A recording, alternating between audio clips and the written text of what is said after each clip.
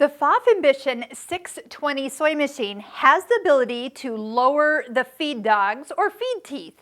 So why would you actually want to lower the teeth down? That's going to prevent the fabric from actually being pulled through. So a couple techniques that I do like them lowered is with free motion quilting and even with stitch number 29, which is to sew on a button.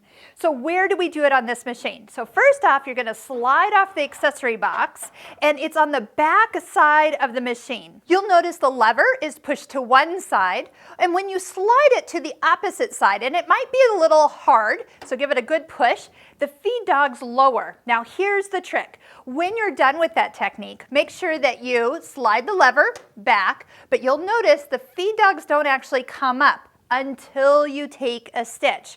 So whether you just put some fabric underneath and start a straight stitch, or just hand turn the stitch by hand, do your needle up or down button, you'll hear a click as they come back into position.